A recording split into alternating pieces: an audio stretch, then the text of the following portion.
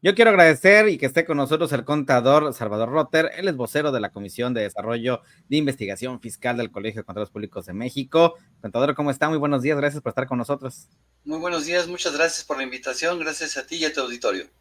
Vamos a platicar un tema interesante y que creo que debemos de conocer todos, bueno, finalmente, porque a veces dejamos muchos trámites ahí de la mano cuando un familiar con una persona cercana fallece y en este caso también ante el SAT hay que hacer algún tipo de trámite ante esas circunstancias. Platíquenos qué podemos hacer y bueno, cuáles serían las sanciones en caso de que no se cumpla con todo ello. ¿Cómo está?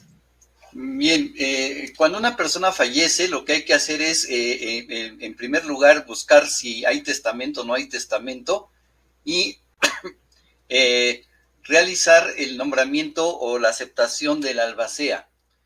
Una vez que la persona haya aceptado el cargo de albacea, si es que había un testamento, entonces esa persona tendrá que asistir acudir al SAT y presentar el aviso de inicio de sucesión. Con eso, el SAT lo que va a efectuar es la cancelación de la firma digital y del sello digital de la persona que falleció y le asignará una firma digital a la persona, al albacea, que va a fungir como representante de la persona que falleció y representante de los herederos, hasta en tanto no se haga la transmisión de la propiedad de los bienes de la persona que falleció a los herederos. Este es el primer paso que hay que hacer y la persona que va a fungir como albacea lo que primero que requiere es tener su propia firma electrónica porque la firma electrónica que le van a asignar para la persona fallecida va a depender de su propia firma electrónica. Posterior a esto, tendrá que generar unos sellos digitales nuevos para poder seguir emitiendo los FDIs y seguir facturando y cobrando por cuenta y orden de la persona que falleció y asignar estos recursos a los herederos. Aquí también depende mucho y es importante saber si la persona que falleció, cuáles eran los ingresos que tenía. Si la persona que falleció, sus ingresos derivaban de sueldos y salarios, el albacea lo que tendrá que hacer es acudir con el patrón y solicitar que se le pague pues lo que estuviera pendiente de pagarle al trabajador para entregar ese dinero a los herederos y ese dinero ya no va a fungir, ya no va a estar grabado, no va a ser un salario, ya no va a ser un aguinaldo ni cualquier otra prestación que estuviera pendiente, porque la persona que lo está recibiendo ya no es el trabajador, ya son ingresos exentos para los herederos porque provienen de una herencia. Si esa persona no tenía bienes a su nombre, no hay que enajenar nada, no hay una casa, habitación, no hay algún negocio o propiedades que rentaba, pues entonces se podrá presentar un aviso de fallecimiento para la cancelación del Registro Federal de Contribuyentes. Si la persona tenía un negocio propio a su nombre o tenía propiedades que estuviera rentando, entonces el albacea tendrá que seguir realizando las operaciones por cuenta y orden de la persona que falleció hasta que sean entregados a los legítimos herederos. Aquí en este caso, contador, ¿cuánto tiempo cuentan los familiares para hacer ese tipo de trámites? Porque a veces, evidentemente, entre todo el proceso que enfrentan, por el dolor que se tiene, y a veces es complicado atender o conocer o saber qué es lo que se tiene que hacer, porque de repente se vienen muchos pasos en ese sentido, y también cuáles serían las implicaciones si no lo hacen en tiempo y en forma, de acuerdo a los tiempos marcados por el SAT. Hay un plazo de 30 días para poder presentar el aviso de inicio de sucesión y tomar el cargo de albacea. Tristemente hay mucha gente que no lo hace, precisamente por lo que comentas de que hay muchas, están en el duelo o está con el desconocimiento también, pero hay que recordar que el desconocimiento de las leyes no exime de su cumplimiento. Entonces, sí es importante que en ese plazo de 30 días los contribuyentes o la albacea acepte el cargo y se presente ante el SAT a hacer el trámite de inicio de sucesión. Sí, Y sí pasa, perdón, si pasa de esos 30 días, ¿qué sucede, contador, en ese sentido? Porque eh, evidentemente es complicado a veces que mucha gente conozca los tiempos y todo, pero hay que hacerlo. hay que hacerlo. La autoridad podría emitir una sanción, una multa al contribuyente fallecido y finalmente, si el contribuyente que falleció todavía tenía bienes a su nombre, pues la autoridad podrá eh, de algún medio, de alguna forma cobrar esa sanción y los impuestos correspondientes. Ahora, hay una muy mala práctica que mucha gente sigue emitiendo facturas, sigue cobrando con la cuenta de la persona que falleció. Situación que es totalmente errónea y equívoca porque pues, la persona que está firmando ya no existe. Esa firma debe ser cancelada porque la persona ya falleció, ya no es él el que está firmando, ya es otra persona por cuenta y orden de él.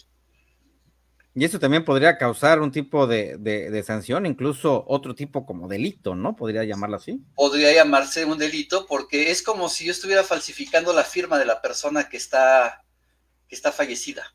Entonces podría tipificarse hasta como delito porque pues, no, la persona ya no existe, ya no está y tendría que ser otra persona la que firme por cuenta y orden de esa persona. Hay otro de los puntos también, contador, en ese sentido, que hablaba acerca de las herencias, hablaba de algunos ingresos, de propiedades. Cuando está en este proceso de testamento, si no está en orden toda esta parte con el SAT, ¿también podrían dilatarse toda esta entrega de los bienes? Sí, claro, si el contribuyente no está al corriente al momento de presentar el aviso de inicio de sucesión, el SAT podría en un momento dado pues, requerir que se le pague todo lo que está pendiente o todo lo que la persona que falleció dejó pendiente.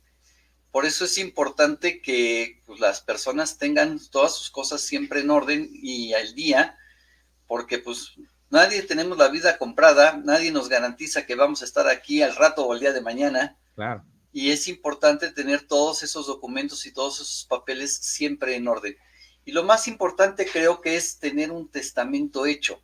Te puedo dar un dato que estuve platicando con el presidente del Colegio de Notarios de la Ciudad de México, eh, que comenta que a nivel Ciudad de México el porcentaje de personas que en edad de testar que tienen testamento hecho es el 26%. Ciudad de Wow. México. A nivel república, el 6%. Baja muchísimo. Es muy poca gente la que tiene hecho un testamento y que tiene la conciencia de qué es lo que va a pasar con sus cosas el día que fallezca. Mucha gente me podría decir, Salvador, pero es que yo no tengo nada.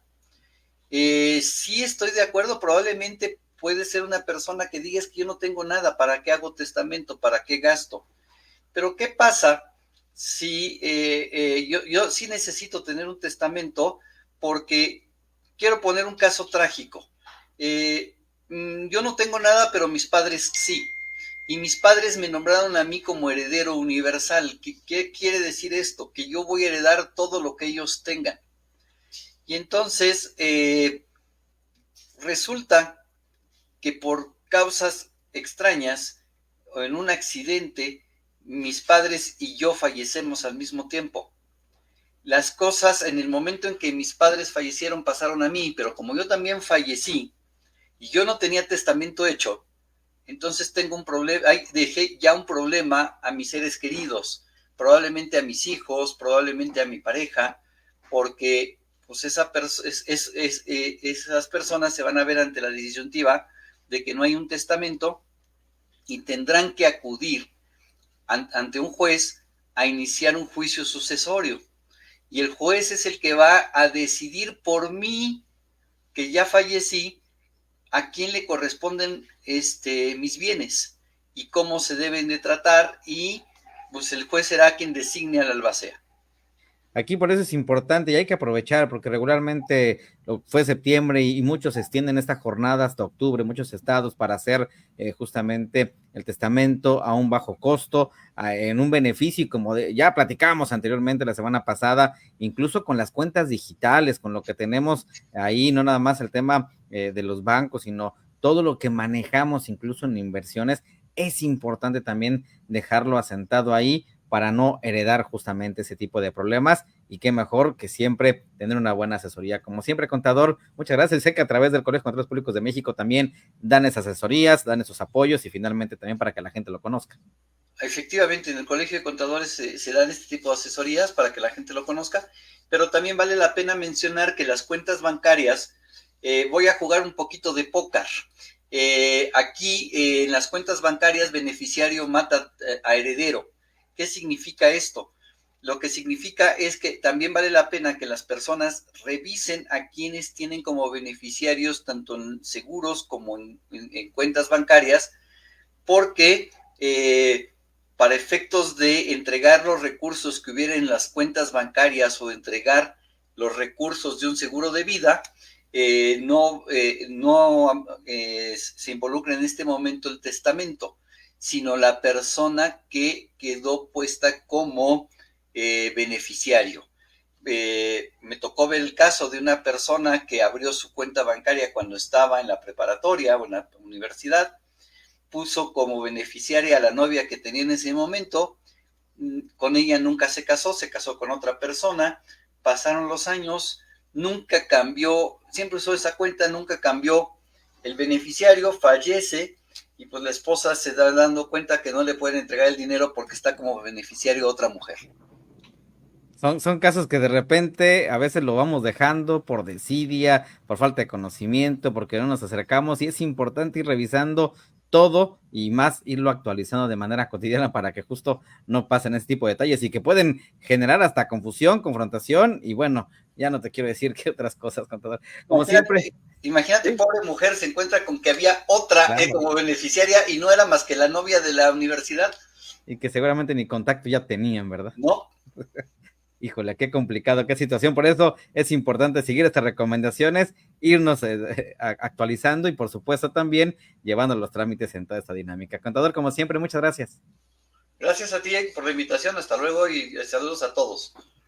Ahí está, para que no lo echen saco roto y lo tenga en consideración. Vamos a una pausa. Te recuerdo el teléfono de WhatsApp 984-806-6077. Continuamos.